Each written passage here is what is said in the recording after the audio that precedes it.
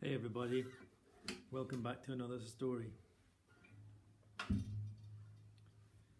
Today I'm going to tell you the story of the Red-Etin. Okay, the Red-Etin. Another Scottish fairy tale set long, long ago in the mists of Scotland.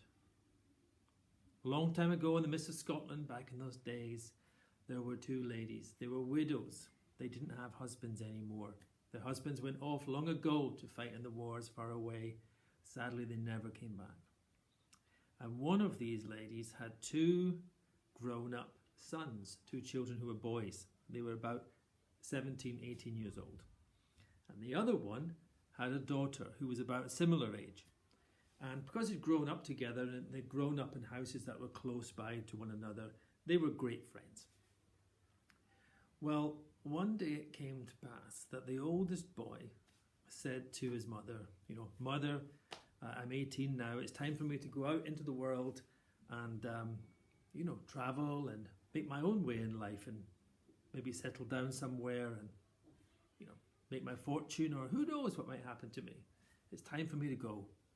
And his mother said, well, I'm sad for you to go, but before you go, there's one thing I will give you. I'm going to bake you a cake to take with you on your journey. Lovely, thought the boy, for his mother made such wonderful cakes. And she said, take this can and take it to the well at the world's end. Fill it with water, and when you bring it back, I will make you a cake depending on the amount of water that's in the can. Because I need the water to mix with the flour to make your cake. More water, bigger cake. Less water, small cake. Keep that in mind. And so off the boy went to the well at the world's end, and of course the well these days was nice and full. And he dipped the can into the water, and it was full to the top. And he was carrying it home all the way from the well at the world's end, which, as you know, is quite a journey. He didn't notice that that can had a little hole in it, and the water was leaking out through the hole all the time. And when he got back to the cottage where his mother was, she was surprised to see that there was only a little bit of water left in the can. And she said to him, with this water, I can only make you a small cake. And so she made what was truly a very small cake. And she said to her son, now before you go, there's a choice you need to make. Do you want half of the cake with my good blessings? That means like good luck wishes and so forth. Or the whole cake, but you don't get the good luck blessings. You cannot have the cake and the blessings as well. Almost like the phrase, you can't have your cake and eat it, Well, the boy thought long and hard, and he looked at the small tiny cake that she'd made for him and said, well, it is such a small cake. I take the cake, but without the blessings. Fair be it, said the mother, you may take the cake. And before he left, he went to his cupboard in his room, and he brought out his finest hunting knife. And he took that knife with like a horn handle and a shining metal blade. And he went to his younger brother and he said, take this knife.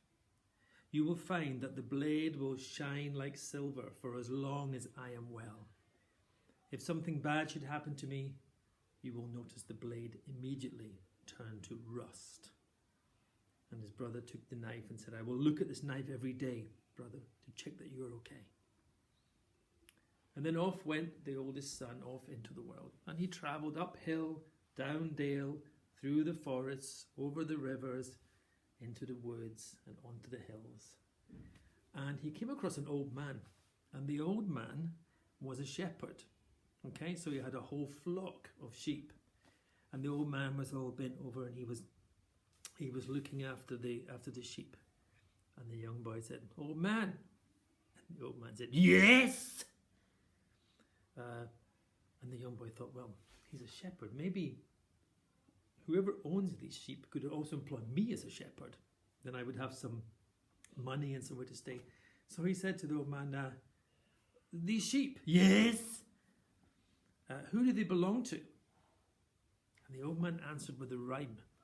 He said, the Red-Etin of Ireland once lived in Ballygroon, and he stole King Malcolm's son, the king of all Scotland.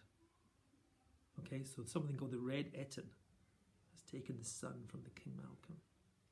He took him and he tied him and he laid him on a band, and every day he taps him with his shiny silver wand. Like Julian the Roman,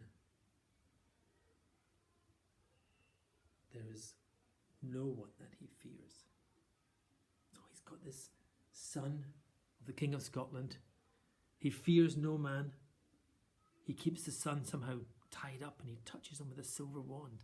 And then the shepherd said, it is said that there is one who will come to be his mortal foe. But that man is yet unborn. Long may it be so. So the end of the rhyme said that there was a person who would come and defeat the Red-Etin and save King Malcolm's son. Well, the young man thought to himself, I really don't want to have anything to do with this Red-Etin character, so I'm not interested in your sheep or becoming a shepherd. And on he went over the hill and down the dale, and he came to the next hill. And there was an even older man, bent over with a big white beard and a stick. And he didn't have a flock of sheep. He had a whole big herd of pigs. Okay? And he said, oh man, yes! Who is it the owner of these pigs? Maybe he would employ me also as what's called a swineherd, yeah? Looking after the pigs. Who owns them? And the old man looked up and said, the Red-Etin of Ireland once lived in Ballygrain. He stole King Malcolm's son, the king of all Scotland. He took him, he tied him, he laid him on a band, and every day he taps him with a shiny silver wand. Like Julian the Roman, he fears no man. It is said there's one who will come to be his mortal foe, but that man is not yet born, and long may it be so. The same poem. The Red-Etin owns these pigs. The Red-Etin has stolen the king's son. The Red-Etin fears no one, even though apparently there is somebody born who will be able to who can defeat the Red-Etin. But for the young boy, he said, well, I'm also not really that interested in working for the Red-Etin. I'm sorry that you do, but I'm not, don't want to do that. So he went over to the next hill. There was an even older man all bent over with his long flowing silvery white beard and a big long stick, holding a stick. Old man, yes! Who is the owner of these goats? The Red-Etin of Ireland once lived in Ballygrain.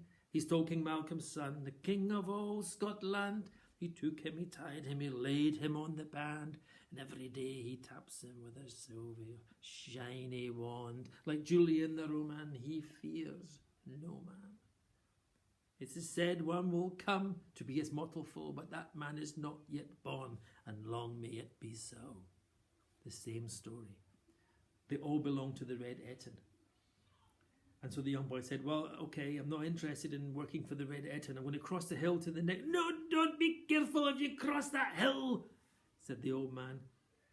What's over the hill? Asked the boy. Creatures so terrible as only have ever haunted your worst dreams are over that hill. If you go over that hill, great danger awaits you. Well, the young boy thought, well, thanks for the warning, but I'll go over the hill. And he went over the hill, and go over the hill, and on the other side of that hill, he saw them, the creatures, like no beast he had ever seen before. Tentacles for legs, huge blubbering bodies with long, long necks sticking out, 3 necks. And on each neck was the most disgusting head with long fangs and 4 horns on each head.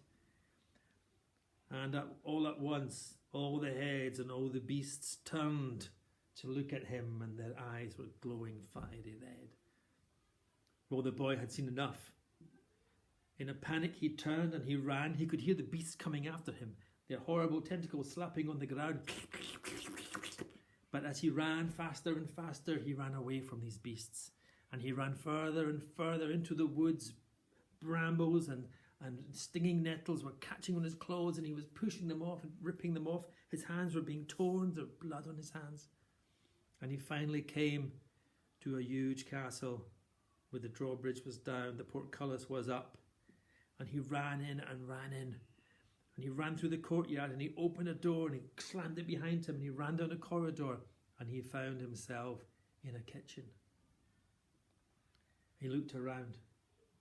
There in the kitchen, sitting in the corner by the fireplace, he saw an old bent over old woman wearing a black cloak and a hood.